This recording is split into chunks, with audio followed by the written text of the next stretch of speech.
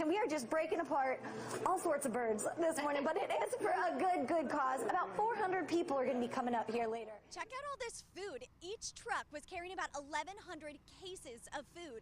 And in addition to the 2 big rigs that actually caught fire, a third truck started to melt on the outside, but all the food on the inside was ruined by smoke. Oh, 1, 2. Okay, here we go. Go for it. Here we go. Ah, such a pro.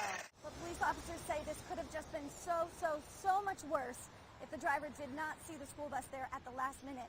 Jackknife turn and again hit right there at one of those. Well, it's official. Philip Phillips is this year's American Idol. A carton of Newport cigarettes were stolen from this gas station. You can see here the door has been busted out with a large rock that is about 9 feet inside the door. The glass has all been cleaned up. Now you can see these shelves are pretty bare right now. Just a few weeks before Thanksgiving last year, this is what these shelves look like. Well, guys, we're going to send it back to you in the studio, but before we do,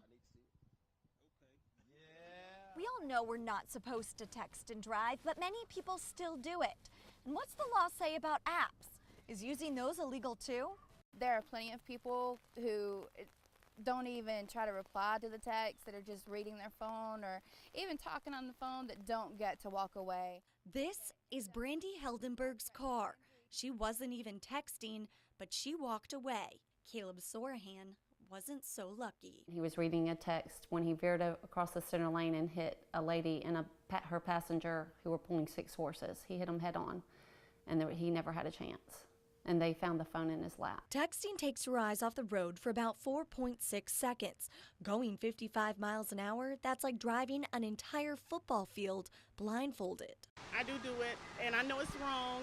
And a lot of people, have, lost their lives texting and driving. It's not right. The texting law bans drivers from talking, writing, sending, or reading text-based communication. But what about apps like Facebook and Twitter, or other apps which don't always include words, simply looking at a phone? If you're dialing a phone number, that's not part of the texting. The texting law is strictly to stop texting while driving. Whether it's texting and driving, Facebook and Twitter, or even just talking to a passenger, stay safe on the roads. And remember, it wasn't illegal when Caleb was killed. We're now in 2013. The law has been in place for almost 3 years, and there's not that many tickets out there being given. However, the wrecks are still happening. He was like a comedian. He was funny. 21-year-old William Davis Jr. told jokes and loved to make people laugh. But look at those eyes. They are what made family members smile most. Bug eye. Because he got big eyes. That's what I was assuming.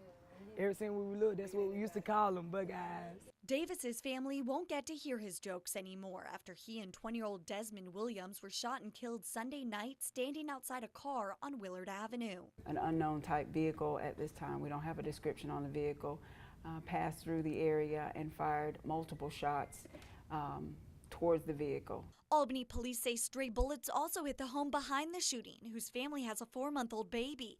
Luckily, no one inside was hurt.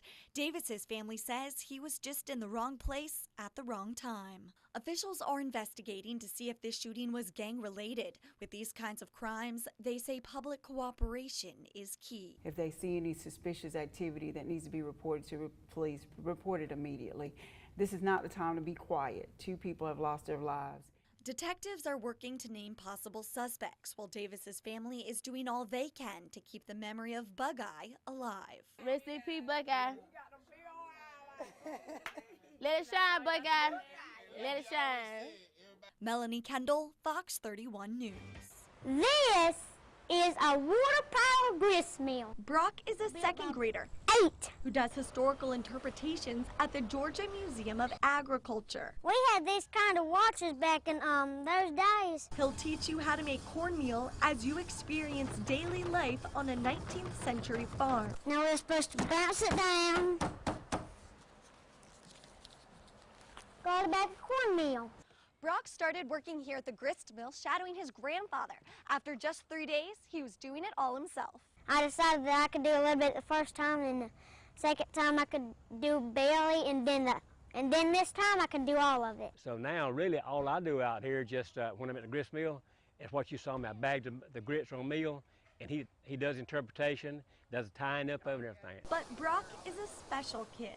Well, he had a hard time when he first came into the world, and he's hyperglycemic, and he's had a lot of health problems. He's also mildly autistic. Built by Barney Curtis Although Brock loves spending time at the grist mill, in 1879. he can't wait for the weekend to play dodgeball and go on a hayride. These kind of Saturdays, I ain't gonna be on the train. I'm gonna be down at the hayride and doing all that stuff. As for long-term plans, I'll be working here, I think, until I get about 60 or 70 or 80. Melanie Kendall, Hey, Mr. Racer. Fox 31 News.